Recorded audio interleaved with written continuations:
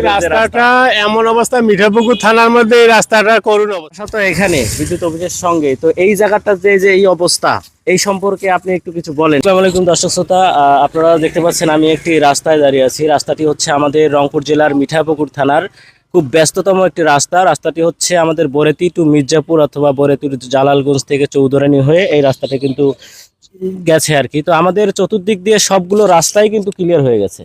আমাদের শুধু মাঝখানে যে 16 নম্বরের কলেজ মোড় থেকে বরেতি পর্যন্ত যে রাস্তাটা আছে, এই রাস্তাটার এতটাই বেহাল দশা যে একটি গাড়ি ঠিক মতো চলতে পারে না, একটি ভ্যান পর্যন্ত ঠিক মতো চলতে পারে না।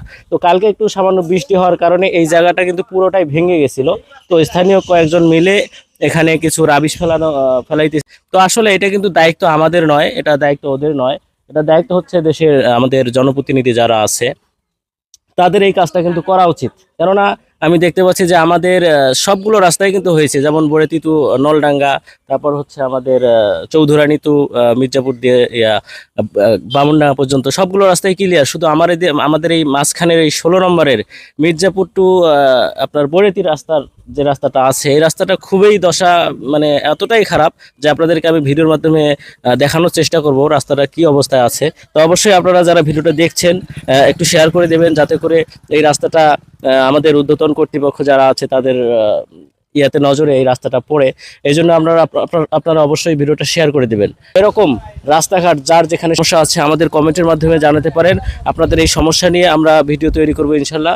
আচ্ছা, আপনারা তো এই রাস্তা দিয়ে গাড়ি চালাচ্ছেন, রাস্তার যে বর্তমান অবস্থা এই সম্পর্কে একটু বলেন। যে আমাদের এই যে এই রাস্তাটা এমন অবস্থা, মিঠাপুকুর থানার মধ্যে এই রাস্তাটা করুণ অবস্থা। এই রাস্তা দিয়ে এখানে কয়েকদিন গাড়ি উল্টি পড়ছিল। হ্যাঁ, এই বিদ্যুৎ অফিসের এখানে কোনো লোকজন নেতা খেতা যে আছে, কেউ দেখাশোনার মতো কোনো লোকেই নাই।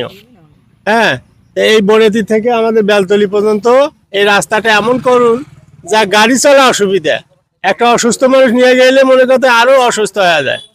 হ্যাঁ, তা এখন কথা হলে রাস্তাটা যাতে করি দ্রুত তাড়াতাড়ি একটু করে দেওয়া যায়, দিলে মনে হয় ভালো। আর গাড়ি চৌধুরানী থেকে রংপুরের গাড়ি এই রাস্তাটা যে অধিকাংশ গাড়ি চলে, বেশি সব সময় গাড়ি চলে, এক মুহূর্ত বন্ধ নেই। খুব ব্যস্ততম একটা রাস্তা। হ্যাঁ, খুব ব্যস্ততম রাস্তা, কিন্তু দেখার মতো কেউ নেই, অবহেলিত রাস্তা হয়েছে।